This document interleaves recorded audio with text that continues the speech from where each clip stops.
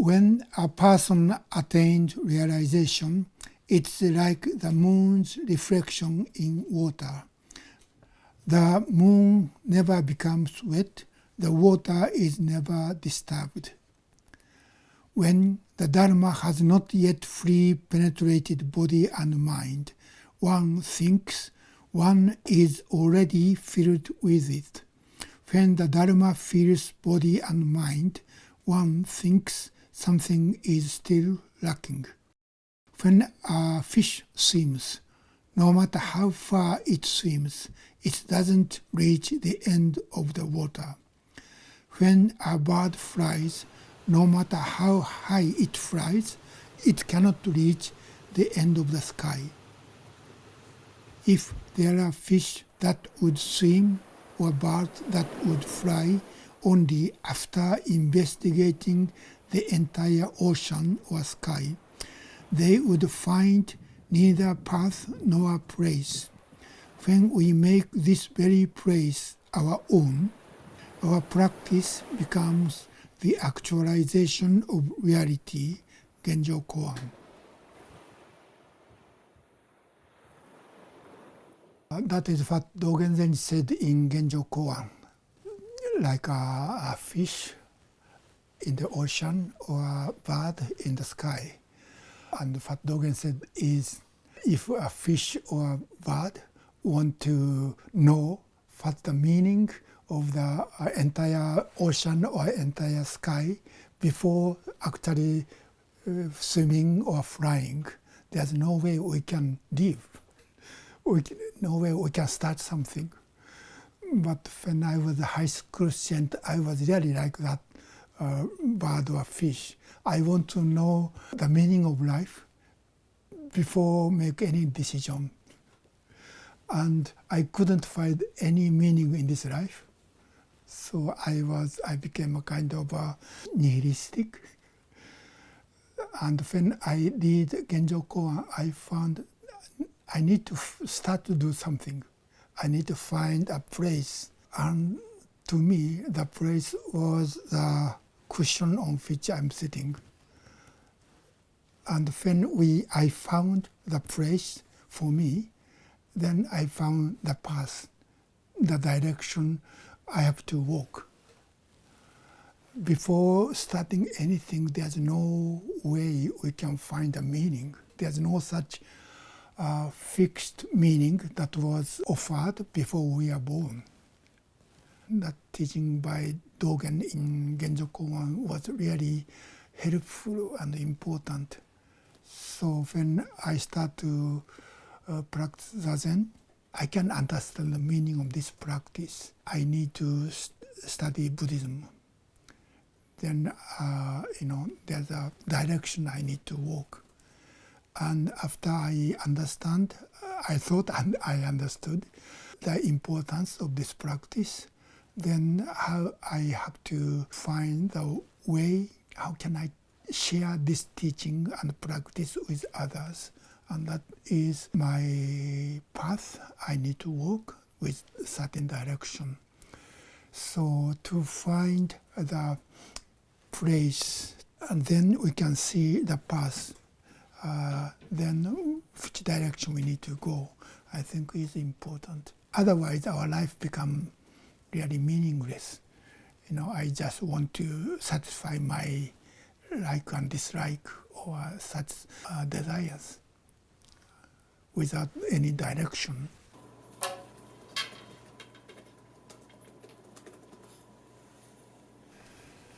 When we give all our attention and energy to the task or practice before us, we can truly penetrate it.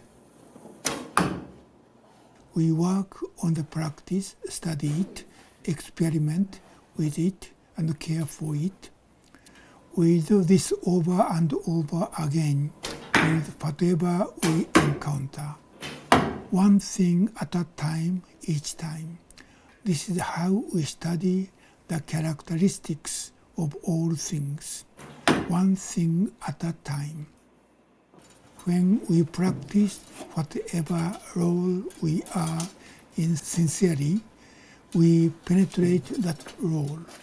When we make a mistake, we penetrate that mistake and learn from it. Then our mistakes become great teachers for us. Nothing is meaningless when we have our own place and path. In reality, our place and path are not something outside us. Our place and path are nothing other than ourselves.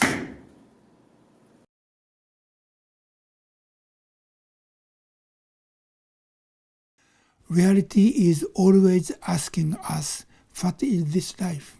Who are we? What am I doing? Somehow we have to answer with our practice.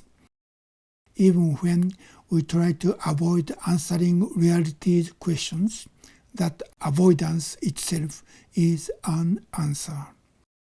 The goal of our practice is not to experience something different from our day-to-day lives. It is to see deep into the reality of each being, including this one. Why does anyone have to practice? Dogen's answer to this question was just practice. We keep our eyes open naturally, not wide open, open naturally as if we see around 3 feet in front of ourselves. So it's kind of a natural way of just keeping the eye open. In our practice, keep our eyes open is important because when I close our eyes, it's easy to fall into sleep, or easily we have daydreaming. And also keep our eyes open is also not negate or reject the stimulation from outside. Our gates are open. Eyes, ears, nose, tongue, and body, 5, 6 sense organs are open. Not reject the things happening outside. I think that is the meaning of keep our eyes open. Mm. And by sitting, practice way of sitting, we find that our thinking is not the owner of ourselves. So we don't need to follow everything we want, we think. We become free from our ego, self-centered idea or thinking, and try to focus here and now. And when we sit in the Zendo, we can really let go of everything. But in our daily lives outside the Zendo, we need to do something. For example, when we walk on the street, it's important to remember the meaning of the color of the traffic light. We have to pay attention and need to understand what that means. Otherwise, it's dangerous. In our daily lives, for example, in Dogen's tradition, cooking is important practice. So Dogen wrote writing about kitchen practice named Tenzo Kyokun, that is instruction for the cook. And in that writing, he used the same expression with the description he used for zazen. So the point is, in our Zendo, when we sit in the Zendo, we can let go of really everything.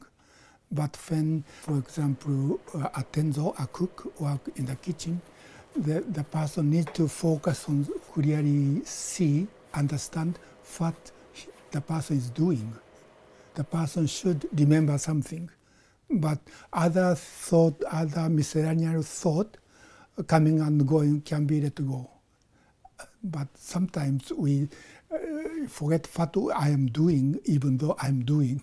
I forget what I'm doing and think something else. But because of Zazen practice, we know how to return to what I'm doing here and now. That is concentration of what we are doing here and now. So in the case of working in the kitchen, we have to remember what I'm doing. And also the order of the working, from washing the rice and cutting vegetables and actually cooking. We are working in that kind of a process. So we have to remember where we are now in that process. So we have to think something, but rest of the miscellaneous things we can forget or let go. And that is how, according to Dogen, that is how our zazen function in our daily lives. So not only in the kitchen, but all other places and all other activities we do is the same. We focus on what I'm really facing or doing, and forget about rest of the meaningless thought for what we are doing here and now. So that is how our zazen practice work in our daily lives. I have been living in this way, and this is the only way of life I experienced. And I cannot compare my way of life and my physical condition with other people's. So it's really difficult to tell. Some things I can say is we need to practice in poverty. We cannot be super rich. That means we cannot spend a luxurious life. I have been eating simple, wholesome food, and I couldn't drink so much. Luxurious life is not so healthy. Life in the not extreme poverty, but the word volunteer poverty, that is middle way. Not chasing after luxurious life, but keep the life simple and wholesome is, I think, the best way to keep our physical body also in a good condition. I'm not a vegetarian, but I basically eat vegetables and rice. I think that helps me to live in a healthy way. In the description of daily activities in the monasteries, the beginning of the day is in the evening. It's not in the morning when we wake up. That means our day starts evening zazen. And we sleep, I don't know, depending upon the teacher, how long we can sleep. But we usually wake up, like 3 or 4 in the morning. And we have zazen practice and morning service and breakfast. The time of sleeping is not a break. It's a part of our practice. We have to sleep as our practice to keep our body most healthy condition. Our sleep is not a break from our practice, but sleeping is also a part of our practice. So we need to sleep in the most healthy way, best for our body and mind. When I was young, I found one interesting thing, that is when I sit during session, we sit 14 periods a day. One period is 50 minutes, and we have a 10-minute walking meditation, and we repeat that 14 times. And we have 3 meals and a short rest during each meal. So those are 3 hours. So from 4 in the morning until 9 in the evening, we just sit 14 periods a day, except 3 meals. And we try to, let go of thinking. And I found during session, I don't dream. Probably because I had enough dreams during sitting. So I could sleep very well, deeply, in that way. In Zen practice, sleeping is not simply the resting time or break time. Usually we think they start when we wake up, and they end when we go to sleep. But in Zen practice, that is not the case. Sleeping is a part of practice of 24 hours. it's important practice. Well, it's really difficult to think in such a way. For example, in Buddhism, in Mahayana Buddhism, to become a Buddhist, we are taught, four bodhisattva vows. Beings are numberless, we vow to accept them, and all those four vows. And when we study what the meaning of these vows, and we find those vows are endless. That means there's no goal. We can say, now I save all living beings, because living beings are numberless. So we start to see the endless or bottomless. From in the beginning, we just read those four vows. We simply think that's good. That's a good idea. But when we start to practice, we see that it's really difficult to complete those four vows. And finally, we see that is the fulfilling that vow is not the goal, but to awaken to that endless vow without bottom or without goal. And yet we walk one step each time, depending upon the scenery of life, what I can do and what I need to do to be helpful to the people around us. Then we start to see, this vow has no end.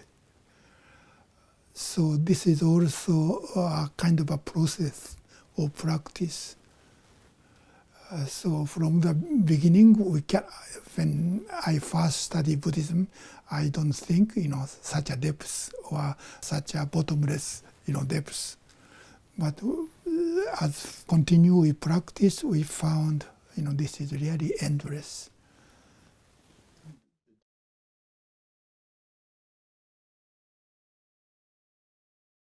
When we sit facing the wall, and we keep our eyes open. So the wall is there, but the wall is not the object of this person sitting, even though our eyes can see the wall, but we don't think wall is the object, or the sound of the wind or bird singing outside. Those are just there, and they are coming in. But those are not object of our ears, just happening. And our thinking is the same thing, same as bird singing. If we make those thinking as a kind of object and start to think, I like this or I hate that, then we start to think. But when we let go, that means thought are just thought, coming and going. I think according to the Dogen, this is the middle way. That means clinging to our five skandhas.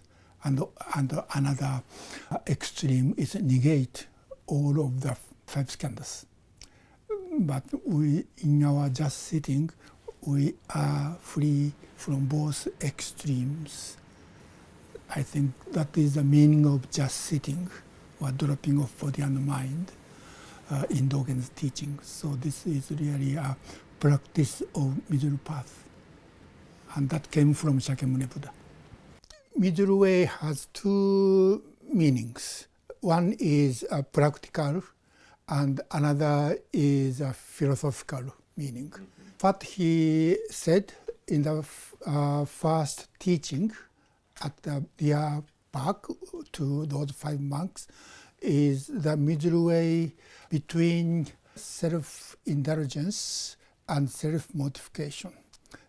The first one is the way he lived at his father's palace until he left. He had a luxurious life. His father provided everything the boy could enjoy. But somehow he found that was not a meaningful life, and full of suffering in that way of life. So he left his palace and started to practice. First he practiced meditation with some teachers, two teachers. And he reached the highest level that those teachers could teach, but somehow he was not satisfied. So after that, he practiced ascetic practice, very strict ascetic practice. Sometimes he ate only 1 or 2 grain a day or so. Or he stopped breathing, and he said he was almost dead. And he practiced that kind of practice for 6 years. And he thought that is not the path to the awakening or liberation.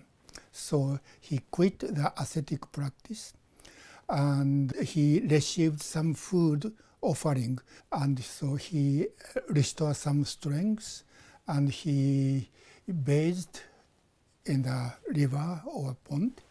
His body became clean, and he had some energy, and he started to sit under the Bodhi tree.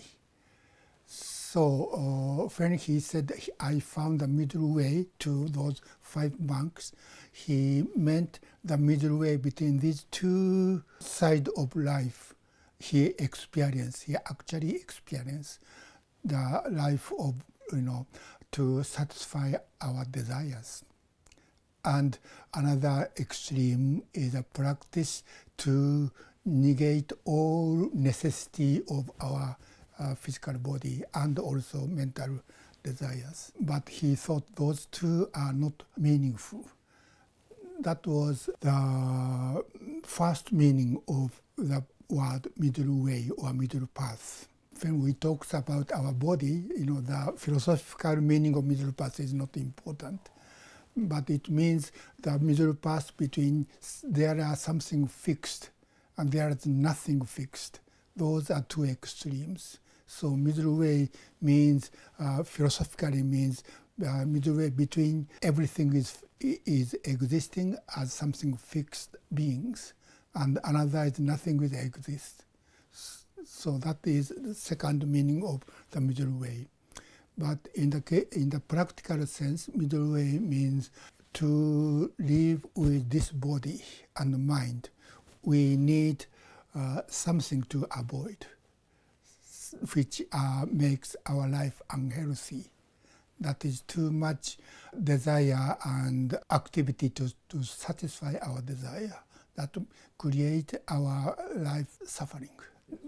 It becomes unhealthy.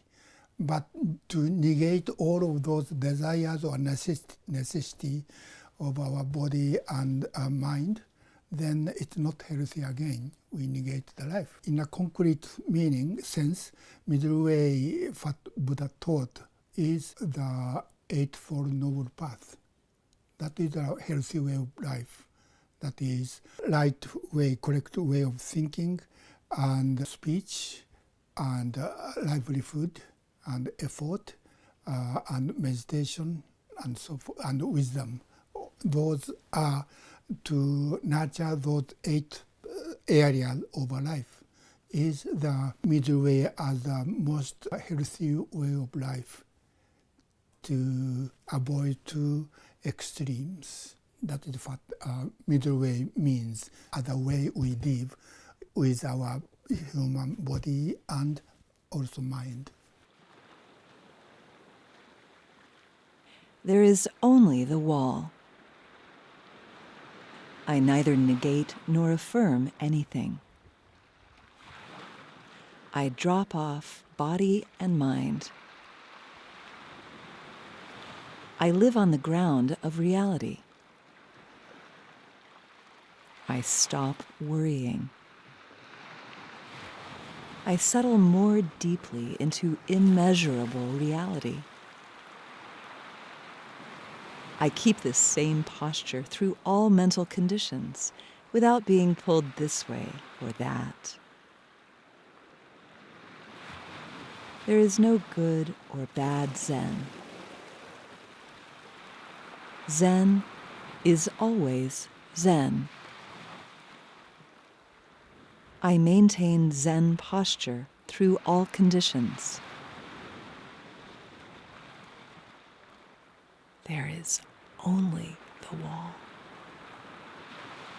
I neither negate nor affirm anything.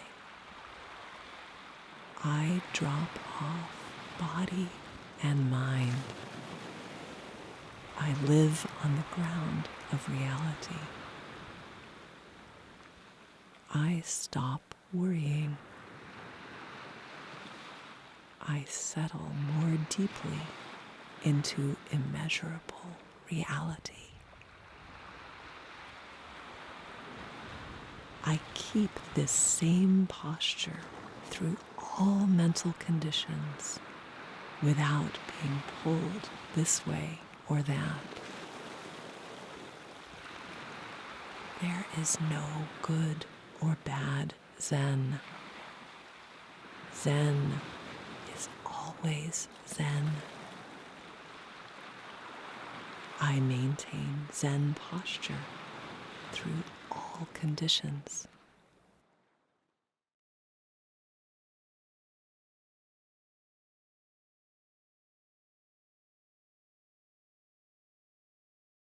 Scenario of life means we cannot live only within these five skandhas. These five skandhas are living together with other beings, depending upon the condition of people around me or people in the entire society. My life also changed, and we need to understand what is the scenery, what is the things happening, and what is the problem, and what might make the situation better or healthier. We have to live interconnected way of things happening outside of ourselves. Our life is our practice, not living as a hermit, escape from the society and live oneself within the deep mountain without connection with the society or people happening.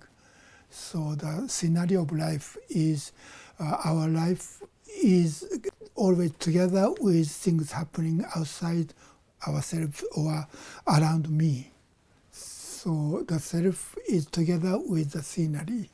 We have to interconnect and work together, cooperate with the things happening in the society. Uchiyama Roshi's teaching, I read when I was a high school student. He wrote in his first book about what zazen is. And he used the analogy of the earth and atmosphere. He said, when we draw a circle of about 6 inches, the thickness of the pencil is the thickness of the atmosphere. But we living beings living on the earth, and we see the clouds are much higher than ours. And under the cloud, all the different scenery or condition of the world is changing. Sometimes it's very clear and bright and peaceful, but sometimes it's covered with dark clouds, and sometimes we have storms. Underneath the clouds, we need to be influenced by that conditions always changing. The Uchiyama Roshi is saying that is what is happening within our mind. Our mind is only such a shallow space within our life. Our life is much deeper. But we think things happening only within this shallowness is important. But what he said is we need to understand, even though we cannot escape from different weathers. But sky is always blue and sun is always shining above the clouds. So don't be moved by the things happening within this atmosphere. But we need to see our life is much deeper and higher, much greater, much larger than what I think this is world. For us, world means the atmosphere. And we have to live underneath the clouds. But beyond the clouds, the sky is always blue and sun is always shining. That is first teaching I understood when I was 17 years old. And still that is my basic image of what zazen is.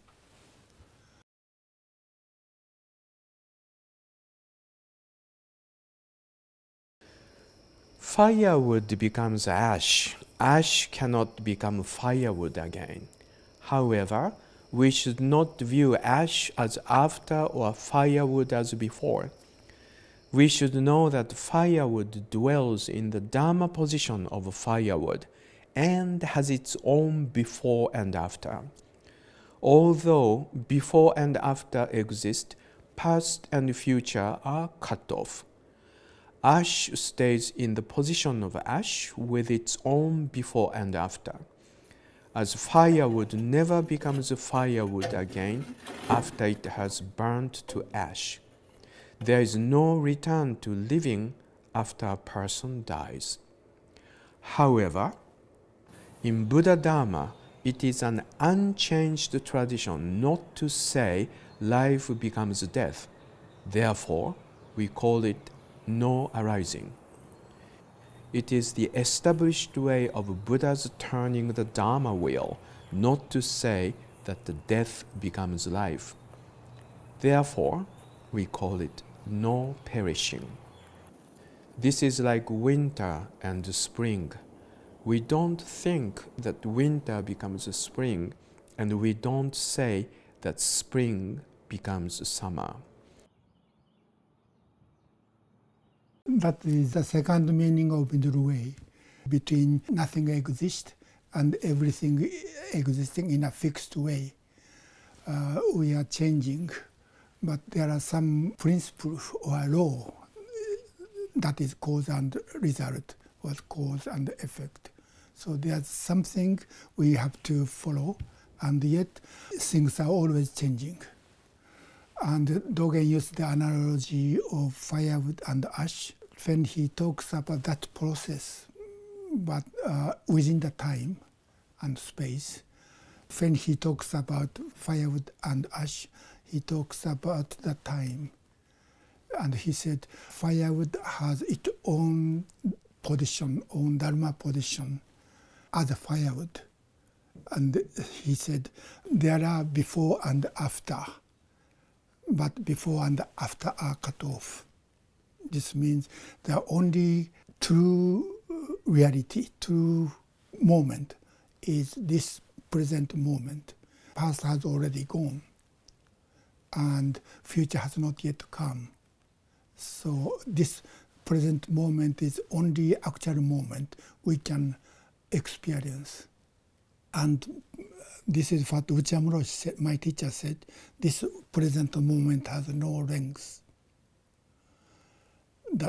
Because if there's even a little bit length, then we can cut moment into two, and one is already gone, and another side has not yet come. So actually this present moment has no length, that means zero. Time disappeared. But from this present moment that is zero, entire past and entire future are reflected. This is what nothing arise, nothing perish means. I was born about 70 years ago, and I will die sooner or later. But all those past has gone, and the future has not yet come. So this is only things, and this is without arising and perishing. This is 100%. The moment of firewood is 100%. But when we think about the passing of the time, I can think, of course, and as a thinking, it's correct. I was born in 73 years ago, and I will die some years later. Within the realm of thinking, that is correct way of thinking, I mean as a human convention. But as a real reality, only here and now is there. And firewood has a past as a living tree, and as a future as a ash. but living tree is already gone, and the ash is not yet come. So for the firewood, to being fire is 100% reality, nothing else. That is the way we see our life from our zazen. That is another thing to focus on here and now. Here now has no arising and no perishing. It's 100% here. In Dogen's teaching, there are three kinds of time, or three ways of viewing time. One is our usual way of thinking, usual way of understanding of time. Time flows from past to the present and present to the future. That is one way. And second is time only here and now, and which has no length.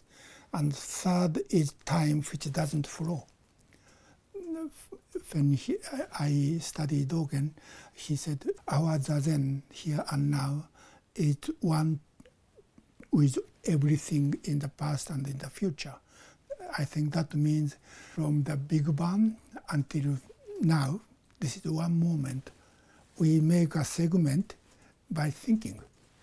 You know, we measure time using a watch or using something like the length of the day. But when we don't measure the length of time using such devices, you know, from the moment of Big Bang and now, this is simply one moment. In that sense, you know, we are there at the moment of Big Bang. So we are as old as this universe. That is another way, you know, Dogen view the time. View the time means view our life. So our life in a conventional sense is we are born some years ago and still living, and I'm going to die. That is a conventional way, but more practically through our zazen, this moment is only moment we can live. But this moment is together or one with entire moment, entire time and entire space. So this is really interesting way of understanding our life and time and space.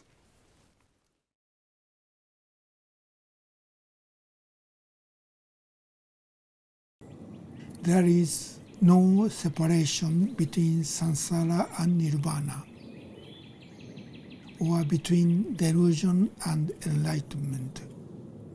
We are living in a single reality, and within this one reality, many things are happening. Our practice is not to escape from delusion or samsara, but to practice right in the middle of them. We try to manifest nirvana within samsara. That is a Mahayana teaching or Bodhisattva teaching. Originally, Buddhist teaching is considered as we are within samsara and suffering, and nirvana is a cessation of suffering. So Buddhist practice is a process of living from suffering or samsara and reaching nirvana. But in Mahayana Buddhism, people find to reach nirvana by oneself, personally, is not so meaningful because we are connected with all beings.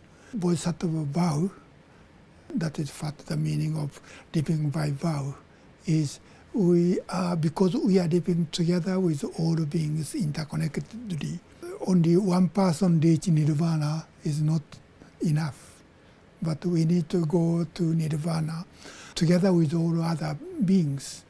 Next stage is samsara and nirvana are not two separate places.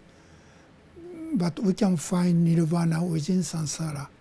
That is what Mahayana Buddhists, particularly Nagarjuna thought. Samsara, nirvana, and suffering and nirvana or awakening are one thing.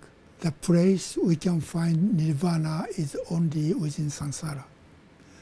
So our practice is not escape from the problematic world, but this is only place we can live and practice and find nirvana. Aspiration is transformed. That means first we want to become free from suffering and reach nirvana. But that aspiration is transformed and try to find nirvana within samsara together with all beings. That is another kind of a second transformation. Though poor, never poor. Though sick, never sick. Though aging, never aging. Though dying, never dying. Reality prior to division. Herein lies unlimited depth. When we think in a conceptual, logical way, first half and second half are opposite and contradicted. But what Uchiyama Roshi is saying is poor and not poor, dying and not dying, aging and yet not aging are interpenetrated each other. That means he was actually dying when he wrote that poem. He was about 70 years old and he had a TB. So physically he was not a healthy person, but mentally he was very strong and healthy person. So when he around 70 years old, we expect he was dying, and I think he himself thought so. That was why he wrote the poems about life and death. And within that particular poem, he said, suffering and nirvana, or samsara and nirvana, or living and dying, and aging and not aging, are not two separate things, and life is good, death is bad, or positive and negative. So if possible, I don't want to die. But his awakening is life and death is one thing. So there's no choice, and we don't need to choose. But that is also what Dogen said in Shobo Genzo, life and death. So our practice is not escape from death, and our practice is not for living forever, but living and dying together makes life. Even when we understand that, still it's really difficult to live daily lives based on that understanding. Our life, to see both together as one, has no bottom. More we study and practice, we can go further, deeper, and there's no bottom. So our practice has no goal. And yet, from the beginning, we are living within oneness of life and death. So it's kind of a strange teaching.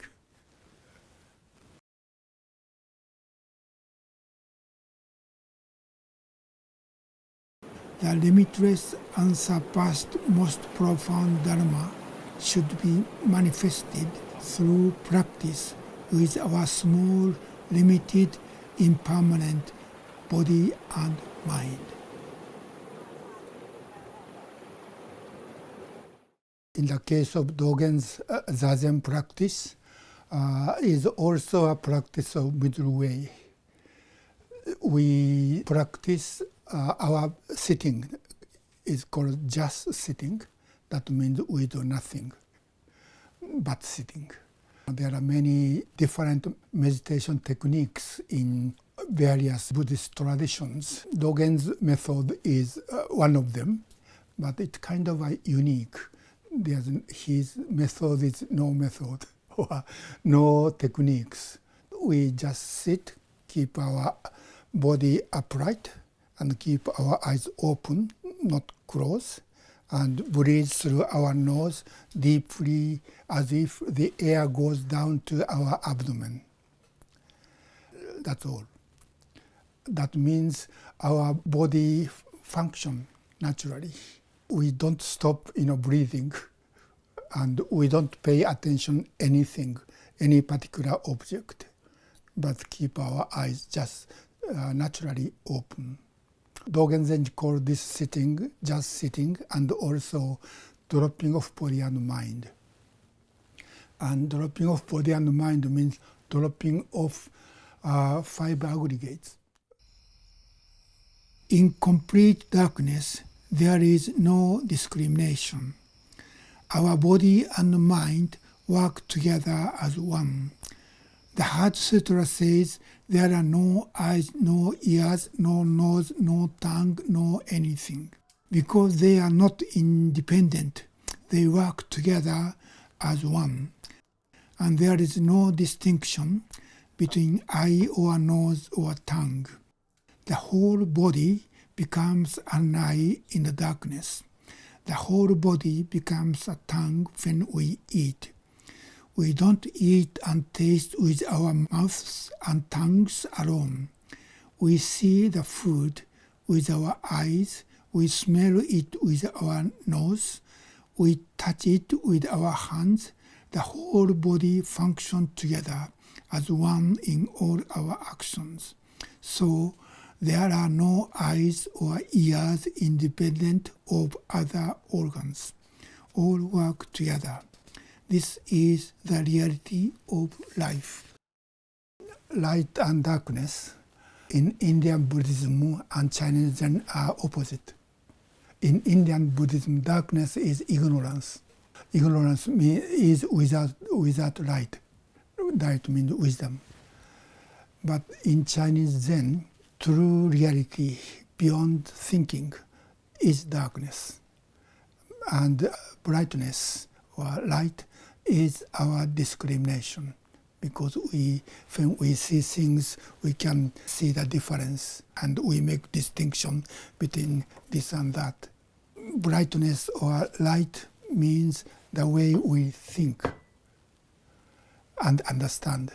And we create a kind of a picture of the world and system of value. That is how we live in a conventional way. Darkness is beyond thinking or beyond discrimination. That is in Chinese Zen called nothingness or emptiness. That is beyond our thought can reach. That is darkness. In our zazen, our thoughts are coming and going. Thinking our light is there, but we let go. Open our hand, we don't grasp. This is darkness. So within our zazen, light and darkness are together. They don't negate each other. They are interpenetrating. Even though I'm thinking, but I'm living life before thinking. Even though we are living beyond thinking, still we are thinking. So important point how these two sides can work together in the most healthy way.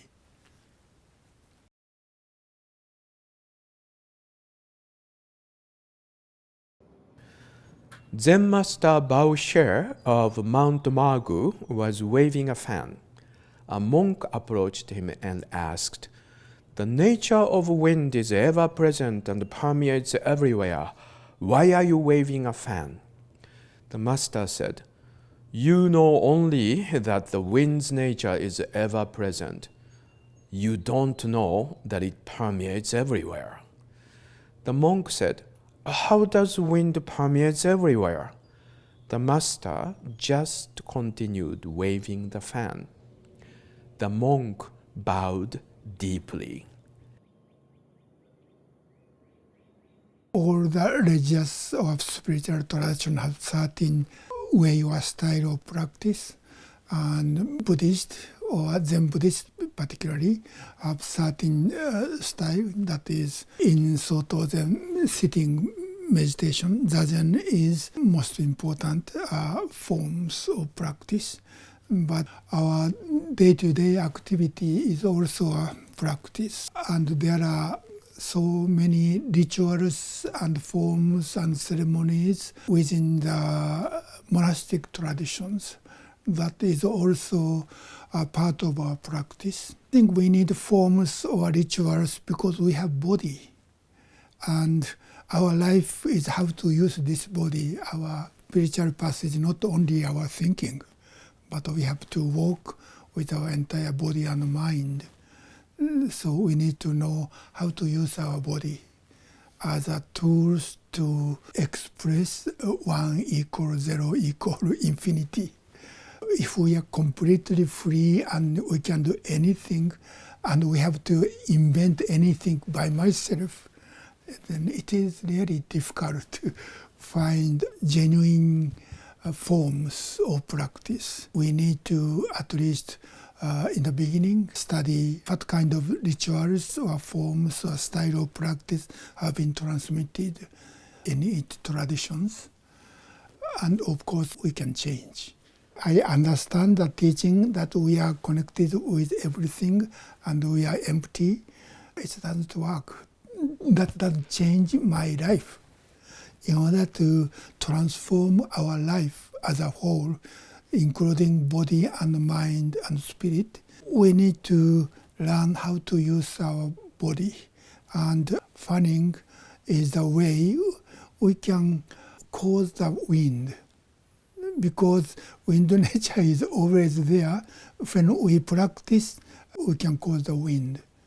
But without this practice or form or rituals, wind is simply a concept or idea. Because our spiritual path is not only thinking, but it's actual concrete way of living. So we need to learn how to use our body to also, and that is our practice.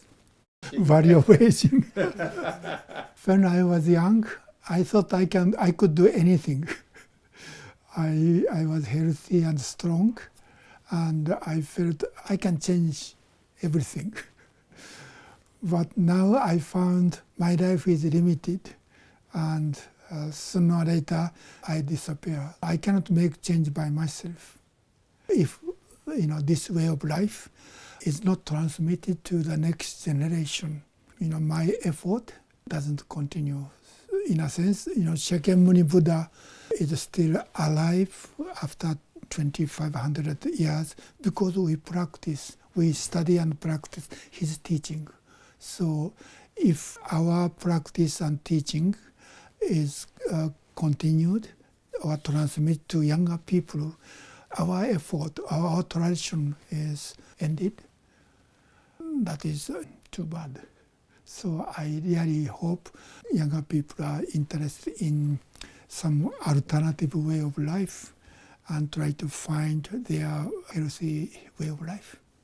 That is the meaning of what I'm doing now as an old person. Knowing aging and knowing our life will end, our life is limited, is really important wisdom. Now I'm 73, and so I cannot sit anymore. I have pains on my knees and buttock and hips, so I cannot sit. Now Hoko is leading our session and retreat.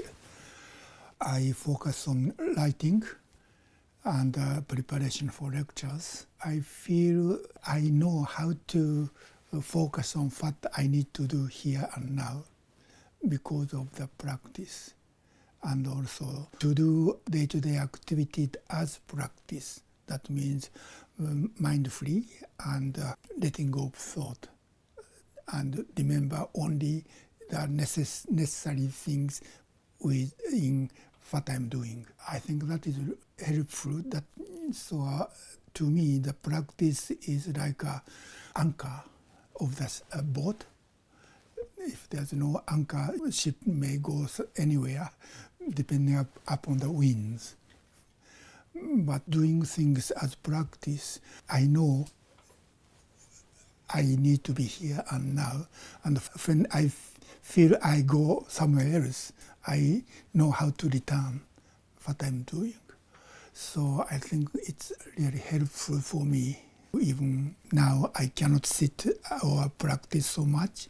Still, my way of doing things is part of practice. So when I start to compare who I am and who I used to be, and I think that was better, then I feel just sorry, and I have to say I'm no good at anymore.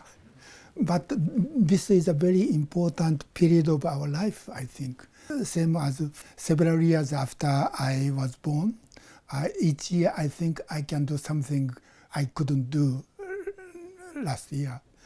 But this is the opposite period. This year I cannot do what I could do last year. But this is not meaningful part of our life. But this is very important part. So aging is a very good practice.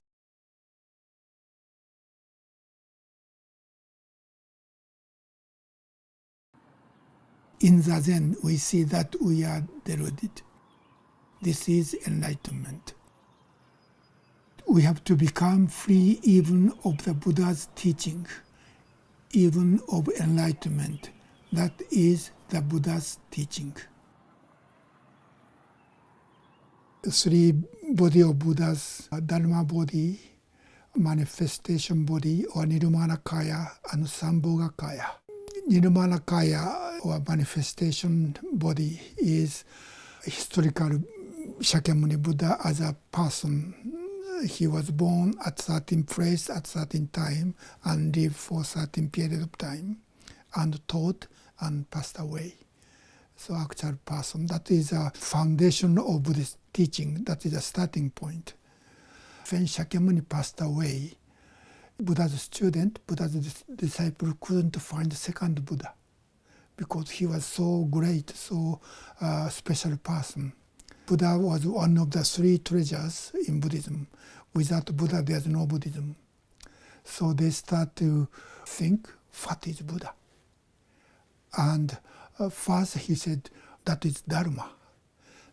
That makes this person into Buddha. It's Dharma, because this person awakened to the Dharma, this person become Buddha.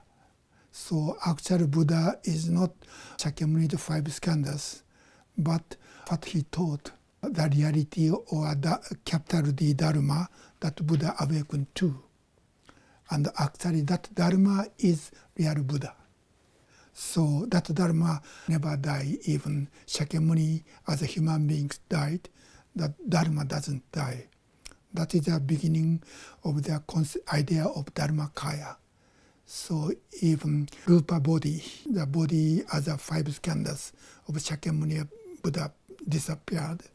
This Dharma body never die. That is origin of the idea of Dharmakaya. But that idea grew in the history of Mahayana Buddhism. And that Dharma is not something abstract, but the way things are within this entire world, the entire universe, is Dharma. So actually this entire universe is Dharmakaya Buddha. And they name that Buddha as a Vairochana. Vairochana Buddha means this entire universe itself and the way things are. That is Dharmakaya. And Sambhogakaya is also created by a Mahayana Buddhist. That means not only Shakyamuni Buddha, but there must be many Buddhas in the past and the present and future.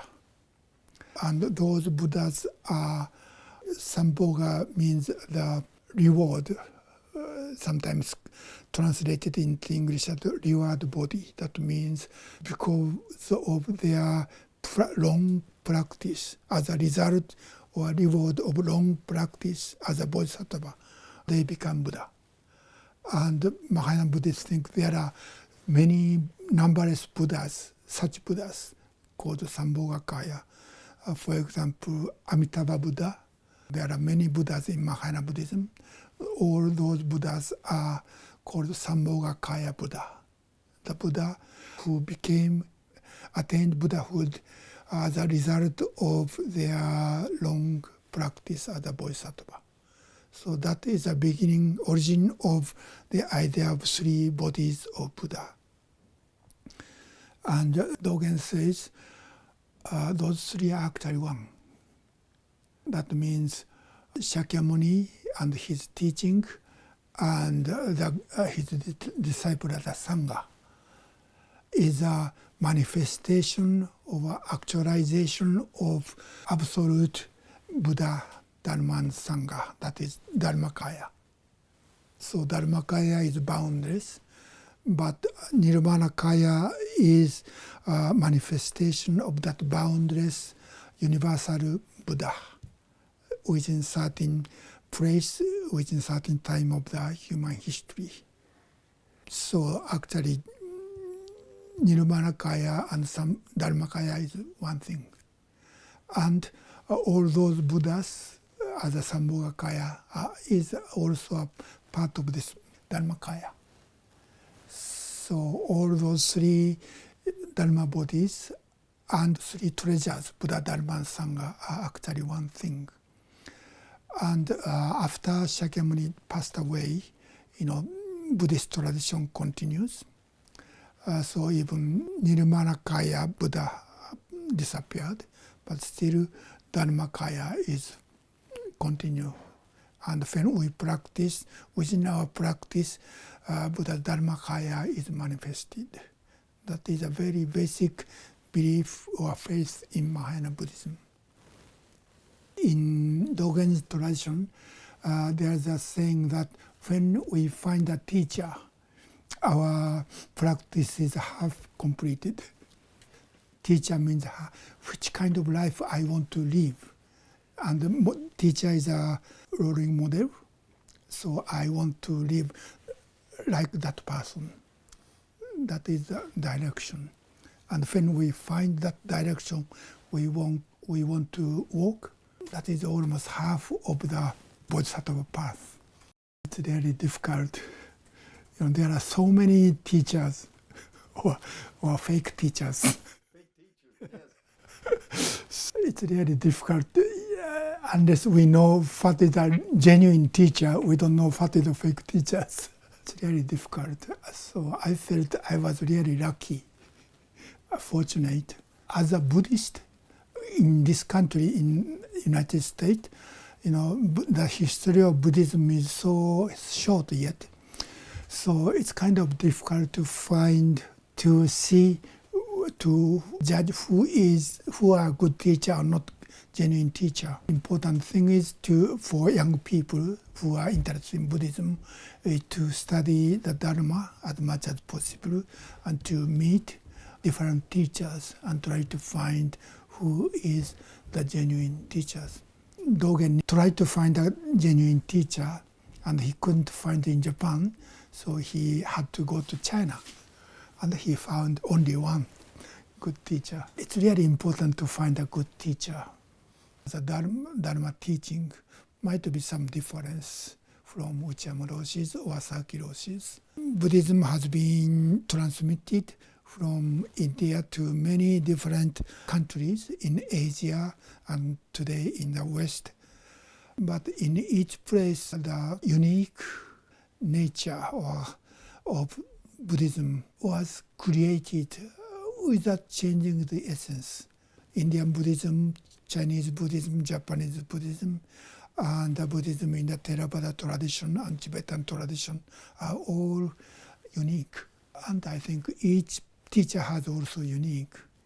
In a sense, Buddhism can change, even though Dharma doesn't change. Saki Roshi and Uchiyama Roshi are very different people, physically or in a karmic way. Saki Roshi was from very poor family and he had a very strong body. So he was a really tough person. And Uchiyama Roshi was from rich family and he was very intellectual. He studied philosophy, and yet physically he was a very weak person. He had TB since he was early 20s. And Shohaku Roshi graduated only from elementary school. But Uchiyama Roshi finished a master course. They are very different. But what they taught are the same Dharma. And I'm also different from both of them. One difference is I was born after World War II. Japanese society was changed almost completely by the war. And Uchiyama Roshi was 36 years older than me. And so I was educated in the American way. So it's very different. As a karmic person, there are some things I cannot agree or I cannot follow or imitate him. But I try to not change his dharma and his practice. But still, after he retired, when I was 26, I came to this country, and it's very different, from between Japan and United States. It's really different culture. The book project I'm working now is a book about the precept. To become a Buddhist, we receive, in Soto Zen tradition, we receive Bodhisattva precept. By receiving the precept, we become a Buddhist. As a teacher, when I give precept to people, I need to explain the meaning of the precept. No one forced to become a Buddhist. To become a Buddhist, they need their aspiration to become a Buddhist. To become a Buddhist, they receive Buddhist precept. But before receiving the precept, they need to understand the meaning of the precept. Once a year, we have a precept retreat in which I give lectures on the precept. And at the end of the retreat, we have a precept ceremony in which I give precept to the people who wish to receive. So I have been continuing to talk about the precept, and I'd like to make one book out of that precept. I think precept is important, of course. That is a guideline of our day-to-day life, in our case, based on the Zen practice.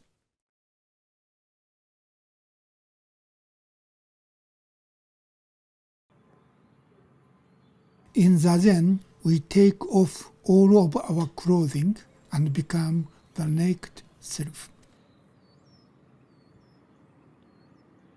All of us have karma.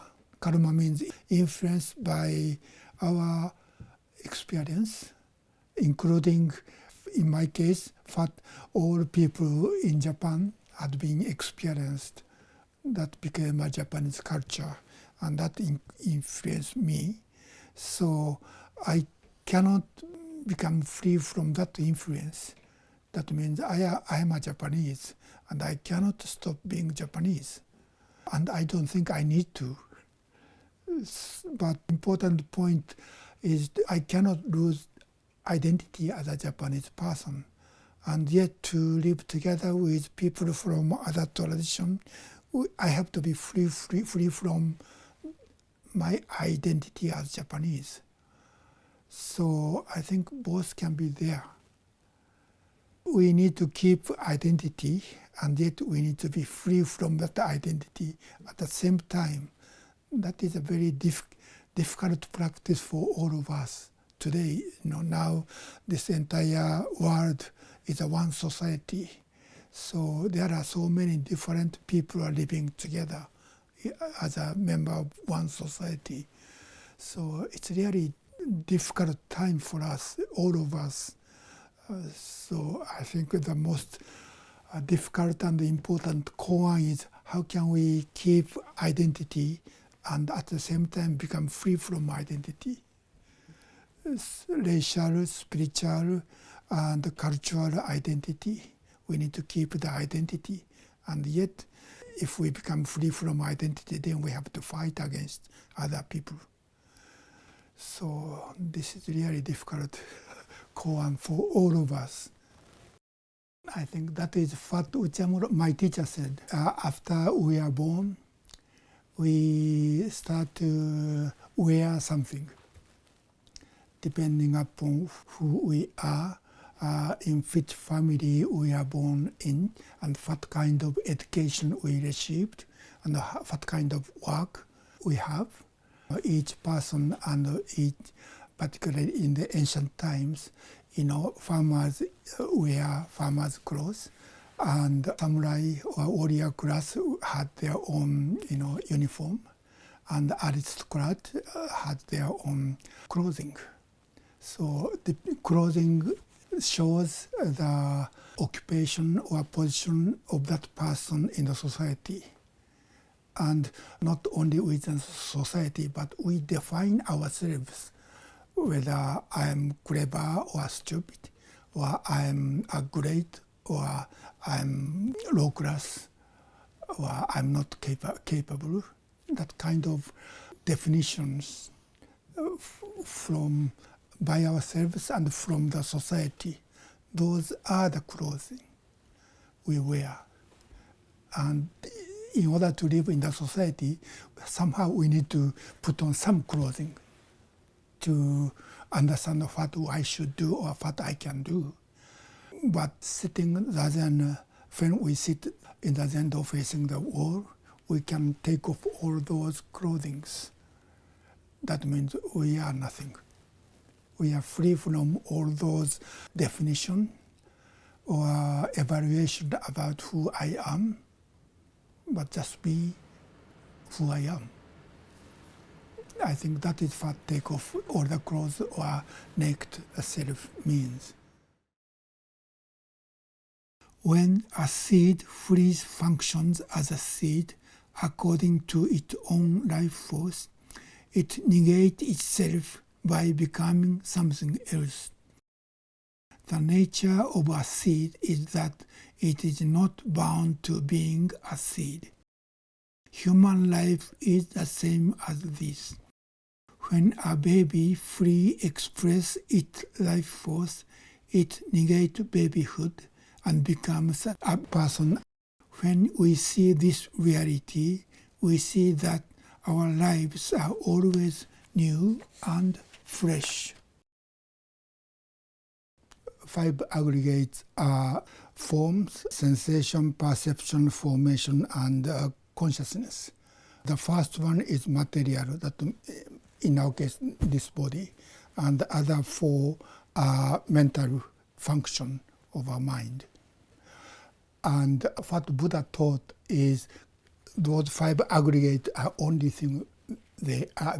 There's nothing which own and use or derive those 5 aggregates, but only 5 aggregates are there. And yet when those 5 aggregates work as one, like a machine, 5 aggregates become the aggregate of attachment. 5 aggregates attach themselves to themselves and create some kind of fixed entity. And 5 aggregates think this entity called in Sanskrit Atman, or the self, is the owner of themselves. And we 5 aggregates attach this kind of a production of thinking. This is a concept. But 5 aggregates think this is more important than themselves. This is like a king or emperor, and 5 aggregates think they are the employees, and try to satisfy this the king or emperor or owner. Then our life becomes suffering. 4 seals or 4 dharma seals, the 4 most essential points of Buddha's teaching. Everything is suffering, impermanent, and no self, and nirvana. Those are the reality Buddha awakened to. but we almost always don't see that reality, and we grasp this person as me, and this is most important. This is the center of the world. To satisfy my personal desire is the meaning of life, the purpose of our lives. And that way of life is suffering, according to Buddha. When we are blind to those four seals, our life becomes samsara. To see those four seals, we need to be liberated from our self-clinging. This is me. This is most important. This is the center of the world. To satisfy my desire and to make myself more important than others. That makes our life competition in the society. When we are blind of those four seals, our life becomes a competition with ourselves, who I am and who I want to be. And we have some struggles. And also it caused our life as a competition with other people, because what I want is what other people also want. By not seeing those four basic reality, our life becomes competition and suffering, because we cannot be a winner always. So we always have some dissatisfaction. And dissatisfaction is caused by this blindness to those basic reality. And yet we cannot live without self-identity. I think that is also another important aspect of our life. So how can we see both self-identity and see the emptiness of self-identity? How can we live using two sides? That is also the teaching of the middle path. There's no self, and yet the self as a collection of five skandhas, five aggregate are there, here and now. That is according to the Lotus Sutra or Mahayana teachings. This is the way things are. So the self as a collection of five aggregate and other elements are there for now. But it's not independent, permanent self. So it's important to see self-identity as one. In my case, Shohaku Okumura is only one person in this world. And yet Shohaku Okumura is simply the collection of five skandhas, and that are empty. So this is zero. And because this is zero, I think I'm interconnected with everything in this network of interdependent origination. Again, there are three aspects. One is one as a person, that is a collection of many elements. And because that is only a collection, that is, there's no such thing called Shohaku as an independent entity. Therefore, we are connected with all beings. I often call this one equal zero equal infinity. So to see all those aspects of the way we are and try to be free from any, not to grasp to any one of them. That means I need to leave these five skandhas. I can't leave other people's five skandhas. But I try to manifest or express the person who is zero, who is empty, and the person who is connected with all beings. That means I am supported by all beings. So I try to support other beings, at least try not to harm other beings. That is the way, I think, Mahayana Buddhist teaching as a bodhisattva practice or bodhisattva path, to live using this particular body and mind as Shohaku. And how can I express emptiness of Shohaku and the interconnectedness of Shohaku with all beings? So we always need to see this person's life from three perspectives.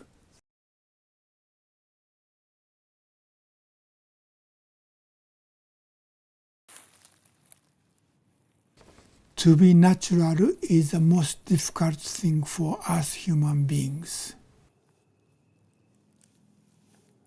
What Buddha found was being free from this clinging of five aggregates to themselves. Buddha taught about before and after his awakening. The difference is before, when five aggregate suffering, they are called aggregate of attachment. But after his awakening, he found he is free from this clinging or attachment. So five aggregate become five aggregate, simply five aggregate.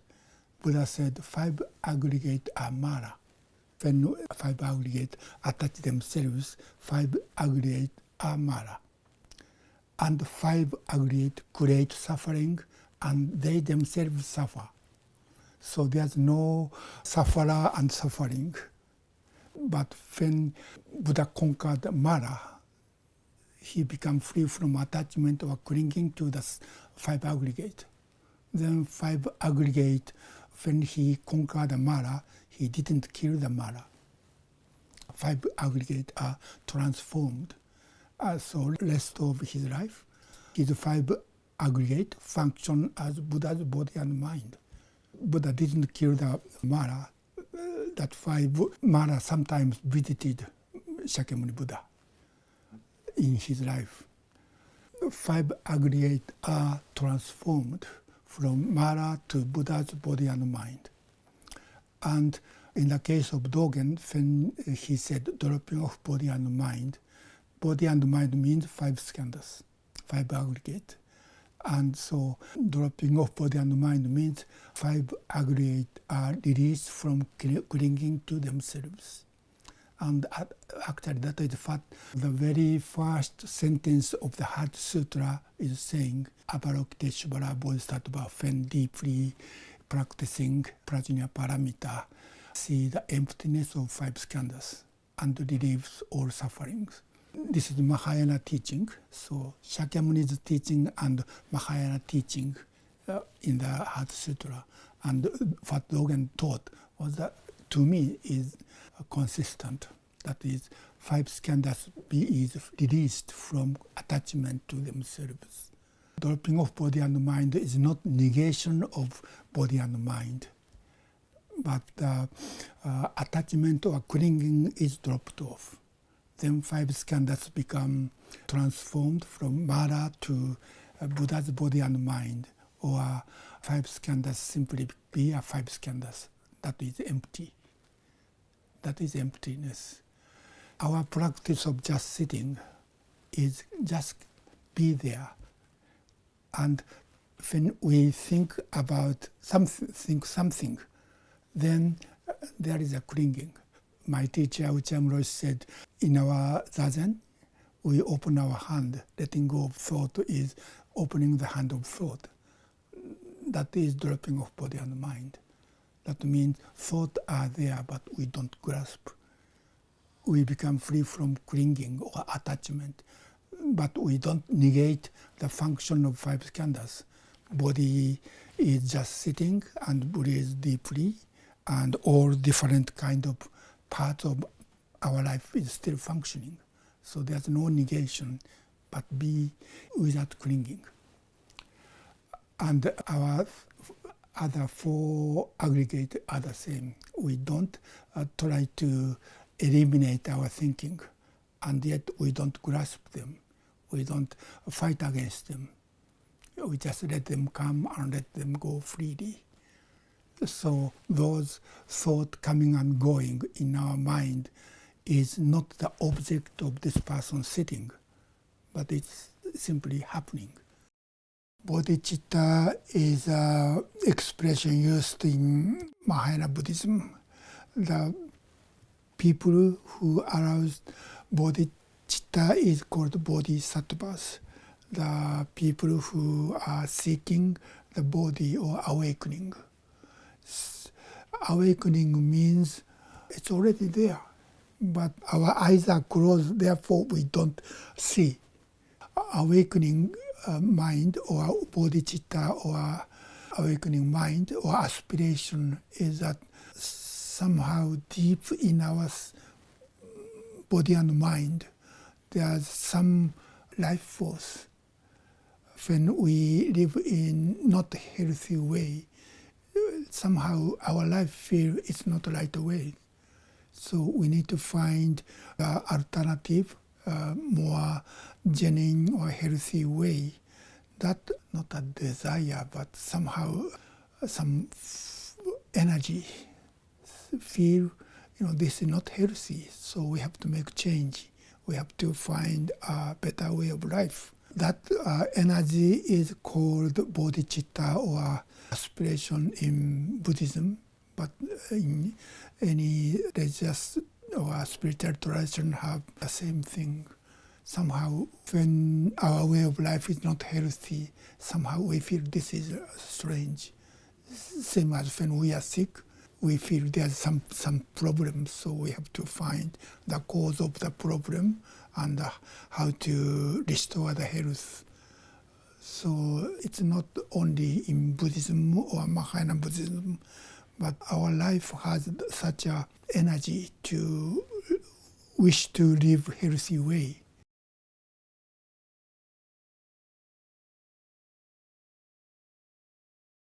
In this modern society, we feel I am individual person and I'm separated from other people and things, and try to make me happy is most important thing.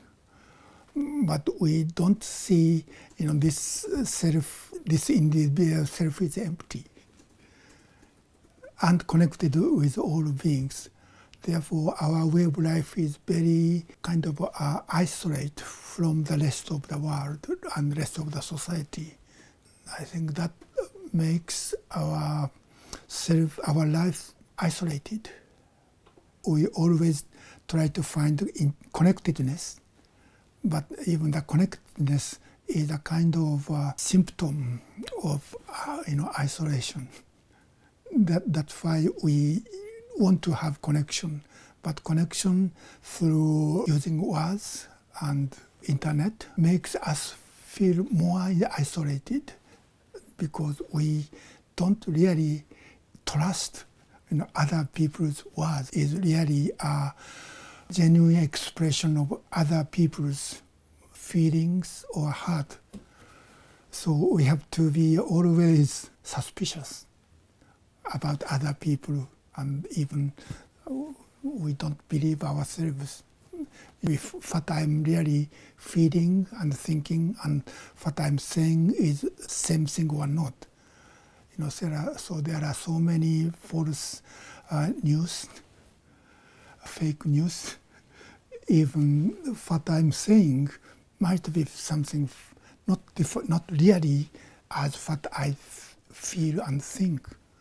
I use even the language as a kind of a weapon to compete with others or to influence others in the way I want. So in that way of life, it's really difficult to find a peace of mind. To me, this practice to find emptiness and interconnectedness with all beings and find peace of mind is really important for us living in this world today. That is Sawaki Roshi's saying. Sawaki Roshi is my teacher's teacher. He had a very good sense of humor. So Buddha nature and thief nature is the way he expressed this reality. Thief nature means I want this, therefore I have to get that thing I want, even that is not my possession. Even if that is other person's possession, I want to get it. That is a thief nature, and he said all of us have thief nature to satisfy our personal desire. But we are also have a Buddha nature. That is a nature we are connected with all beings and support each other. And depending upon our activity, our action here and now, we may express either Buddha nature or thief nature. So our practice is try to express or manifest Buddha nature instead of thief nature. But we cannot live without thief nature. We have to accept this reality. We have both. Well, those four are the four manifestations or symptoms of the idea of Atman in Buddha's teaching.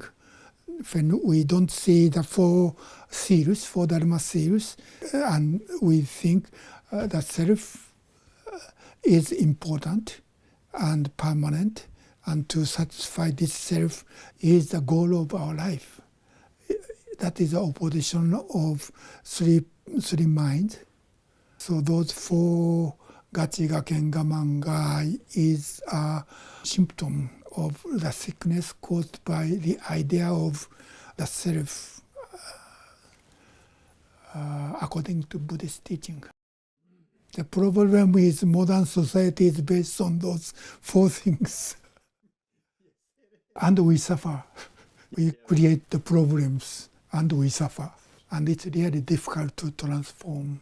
But there are some wisdom in the history of Buddhist or human spirituality we can learn and try to study and make change. Those three minds taught by Dogen Zenji when he wrote about practice of Tenzo in the kitchen. And he said not only Tenzo or cook, but everyone in the Sangha, including the abbot and novice, everyone in the Sangha needs to have those three minds. First thing is magnanimous mind. That is a mind see the community as one without differentiation or separation. That is interconnection. And the second is a parental mind or nurturing mind. That means we see we can offer something to be harmonious with other people because other people offer me or support me, where I also try to support others. That is a nurturing mind or parental mind. Uchiyama Roshi often said, childish mind always want to be taken care of. And when people take care of me, we are satisfied, we are happy. But people don't take care of me, I scream and complain. But a real matured person who has a parental mind can have joy within helping others. Because same as a parent find happiness by taking care of children. That is a joyful mind. So those three are not three separate different minds, but three minds are one mind. And it's really important to practice and live together within the Sangha or community. So magnanimous mind is a mind to see interconnectedness. But as a practice, we have to use my body and mind as one. But by trying to practice to manifest interconnectedness, we need to find zero. This is really empty. So those three mind is an expression of three aspects of ourselves as one equal zero equal infinity.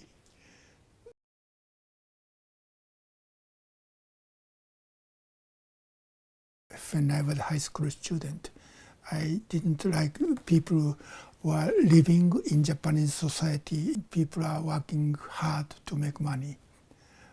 So Japanese people are called economic animals. And I didn't like that. So first motivation to become a Buddhist practitioner is escaping from that way of life. At least first several or almost 10 years in my practice, I was closed. I don't want to live in the way people lived. But I think around I became 30 years old. I feel now I'm enough. I escaped enough. My escape is completed. So I could open myself and try to offer something to the people who are living in that world. I was studying and practicing Buddha's teaching. The basic motivation I had when I started to study Buddhism is still, functioning. And it disturbed me to be free from, myself. So I don't like the way people live in the society. My practice was kind of escaping and isolating. But by seeing the interconnectedness, I think I could open myself and try to offer anything I can offer. So it is important. That is a transformation. When I was a teenager, I tried to find an alternative way of life. And Buddhism was the answer to me. I think Shakyamuni had the same problem, and Dogen also. Almost all those religious or spiritual people didn't like something in the way they live in the society and try to find some alternative way of life. I think it's really important to find the problem. And in the case of Buddhism, life with suffering is a base problem. So how can we free from the suffering? For Shakyamuni, that is a basic problem he wants to find the answer. Feeling and sentiment are, I think, almost always influenced by our self-centeredness. I am the center of the world, so fat is good for me. And fat makes me feel better. And fat makes my life more important than others' life. That is a problem we have, not only in this modern time, but from the time of Shakyamuni Buddha. He found that problems. So to restore the healthy way of life, I think it's important for us Buddhists to study what Buddha taught and what was taught in the history of Buddhism, and how we can find an alternative way of life. It's important to understand that the way we live here and now in this society is not only possible way of life. There are some alternative way of life, and we can make change. I think that is very important teaching. Not only in Buddhism, there are many different spiritual traditions. There are some wisdom within each and every traditions. And I think this is one of the things we can offer from Buddhist traditions to the people living in this modern world. This idea of interconnectedness, Buddhist teaching of interconnectedness came from certain tradition, certain lineage. Even people who don't think they are Buddhist, they can see that reality without belief in the doctrine. When our eyes are open and see deeply how we live within this universe, being supported by all things and people, we can find it important to find that reality and to live in harmonious way with all other people and things.